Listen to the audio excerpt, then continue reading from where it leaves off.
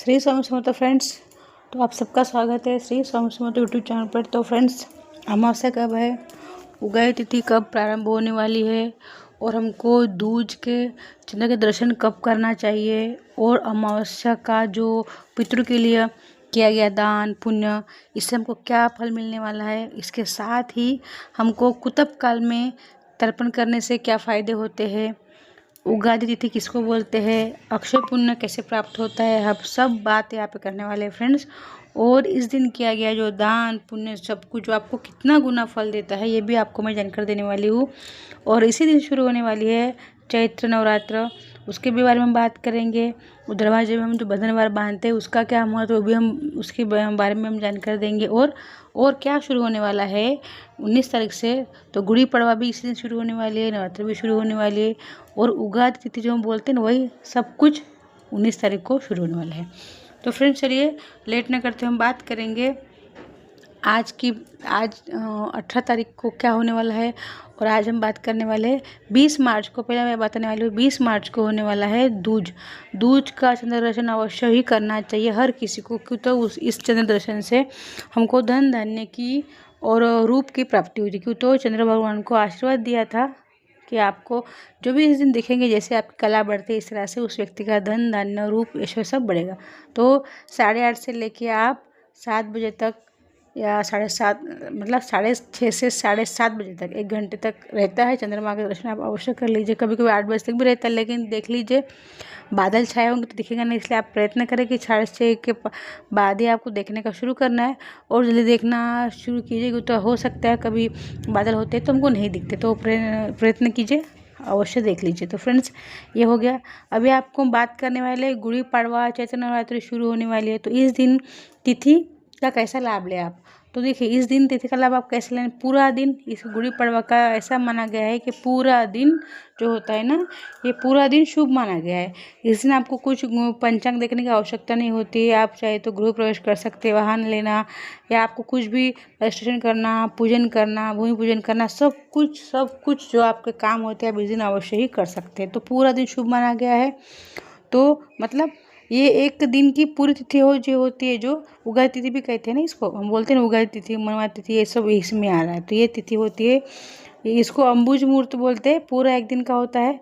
तो आप पूरे सारे दिन ये शुभ कार्य अवश्य कीजिए। और इस दिन नवरात्रि का दिन भी शुरू होने वाला है। प्रथम नवरात्रि है चैत्र मास की, ये नवरात्रि होती है महाकाली माता की।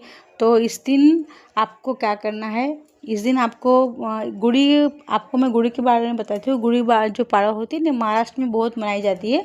तो गुड़ी पाड़वा के दिन क्या होता है, इस दिन है ना तो राम जी थे ना, राम जी ने जो बाली था ना तो बाली का वध किया था, मतलब अत्याचार से मुक्त किया था प्रजा को राम भगवान ने। तो इसलिए इस दिन उसके शुभ अवसर पर महाराष्ट्र के लोग गुड़ी उभारते हैं और शक्कर की एक मिठाई आती है उसका उसे हार पहनाते हैं और नीम की आम की इस तरह से जो मैंने दिखा है ना फोटो में, इस तरह से एक तांबा का लोटा से इस तरह से उनकी पूजा करके गुड़ी उभारते हैं। मतलब हम ऐसा बोल सकते हैं कि खुशी के उत्सव पे वो लोग ऐसे शुभ काम देते हैं कि हमारा जो हमको मुक्ति मिली है तो हमारा ऐसे ही फले फूले हमारा जो दिन हो आज से अच्छे जाए। और इसी दिन सतयुग का भी आरंभ हुआ था।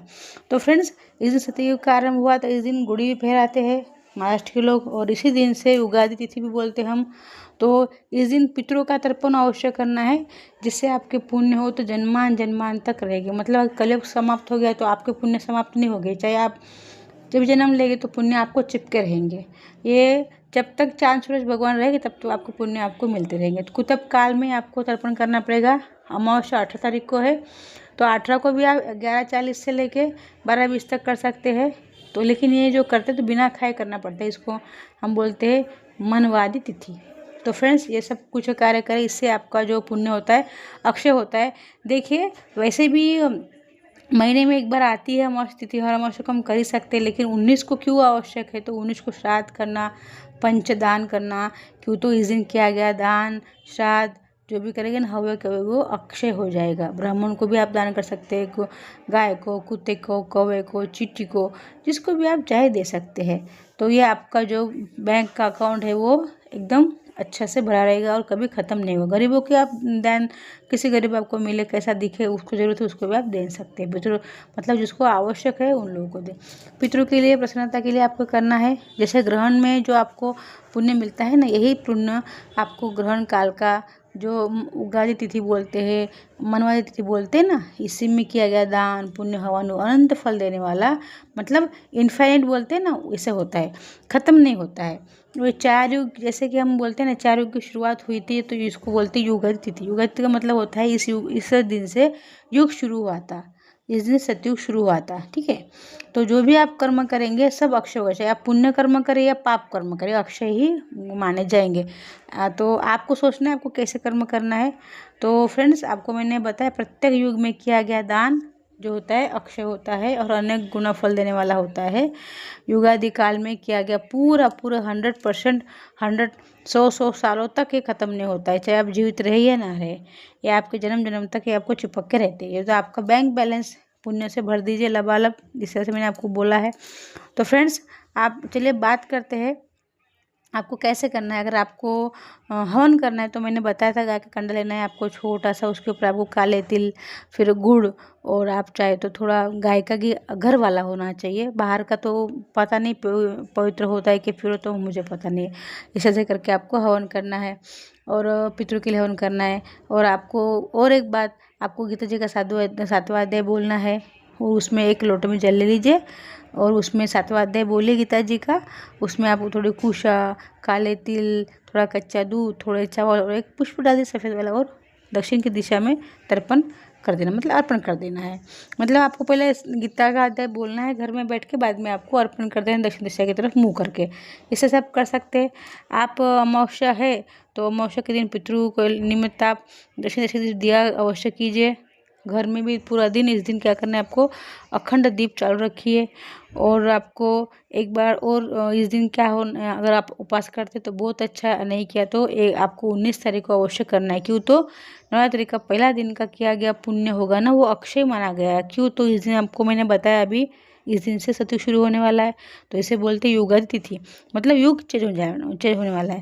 जैसे कि अभी कलयुग सतयुग ऐसे बोलते हैं ना, स्टार्ट होता है, इसलिए से सतयुग स्टार्ट हुआ था। तो ये क्या होगा, आपने अगर अच्छे दिन शुरुआत किया तो अभी सुनिए, जैसे आप साल की शुरुआत करते हैं हंसते मुस्कुराते, तो आपका पूरा साल ऐसे ही जाता है ना, तो ये भी नया साल शुरू होने वाला है। तो आपको इस दिन उपवास भी करना है, हंसते मुस्कुराते रहना है। तो आपको डिसाइड करना है आपको पूरा साल अच्छा मुस्कुराते रहना है या फिर कैसे रहना है। तो कल का दिन आपका 19 तारीख का होगा, तो डिसाइड करेगा आपको कैसे रहना है, हंसते रहना है पूरे साल या दुखी रहना है। जैसे आप रहेंगे वैसे पूरा साल आपका जाएगा। तो इस तरह से है। और आपको 9 दिन का जो उपवास आपको नहीं कर सके तो 1 दिन का अवश्य कीजिए, मैंने अभी आपको बताया। इससे भी आपका पुण्य अनंत हो जाएगा, क्यों, तो इस दिन का पुण्य नष्ट नहीं होता है। और आपको मैंने बताया 7वां अध्याय गीता जी का पढ़ के आपको दक्षिण दिशा की तरफ मुँह करके तर्पण करना है, ये भी बोला है। तो इस तरह से आप दूसरे का अन्न नहीं खाना है। और एक बात सुन लीजिए, पराया अन्न खाने से अमावस्या के दिन पूरे 1 महीने का पुण्य नष्ट होता है। और अगर आप 19 तारीख को खाएंगे तो वो आपको पूरे साल का, पूरे जन्म का ही पुण्य नष्ट हो जाएगा, क्योंकि बहुत बड़ी तिथि है। कभी भी मतलब पराया अन्न नहीं खाने के पीछे के बहुत रीज़न होते हैं फ्रेंड्स। किसका मन कैसे होता है, जैसे हम बाज़ार में खाते हैं, आपने देखा होगा, थोड़ा सा खा के हमारा पेट भर जाता है, फिर घर में आके पेट गड़बड़ करता है। क्यों, तो जैसे भावना से, जैसे मन से वो अन्न पकाते हैं ना, वही भावना अन्न में आ जाती है। क्यों, तो अन्न में, पानी में चेतना होती है, वो एनर्जी है। जैसे मनी एनर्जी है, इस तरह से अन्न पानी सब एनर्जी है। तो जैसे आप एनर्जी डालेंगे ना, वैसा ही वो काम करेगा। तो भूल के भी ना खाए, वैसे भी आप खाएंगे तो आपका पुण्य जितने आप किया हो, ना किया हो, या 1 दिन में आपने उपवास किया और ना भी किया हो, वो पूरा पुण्य दूसरे को मिल जाएगा। तो ध्यान रखिए। तो इस तरह से 19 को भी आपको क्या करना है, हवन करना है देवता के निमित्त, पितरों के निमित्त छोटा सा हवन करें, मंत्र पूरे दिन मंत्र जाप करें, चलते फिरते दान करें, दरवाजे भी तोरण अवश्य बांध। दरवाजे भी तोरण बांधने का क्या क्या फ़ायदे मैं बताती हूँ। देखिए फ्रेंड्स, अगर आप दरवाजे तोरण बांधते ना, चाहे नीम का बांधे, चाहे अशोक का बांधे, चाहे आप आम का बांधे, वो आपके सिर को लगना चाहिए। इससे क्या होता है, अगर आप बाहर निकलते हो ना, तब आपके साथ में पवित्र ऊर्जा साथ में आती है। और जब आप बाहर से अंदर आते हो ना, तो पवित्र ऊर्जा आपके वो होती है ना, आपको टच करती है ना सिर को, तो नेगेटिव ऊर्जा भाग जाती है बाहर के बाहर। इस तरह से आपको अवश्य करना है। तो फ्रेंड्स, ये आपको मैंने छोटी छोटी बातें बताई, अवश्य फॉलो कीजिए।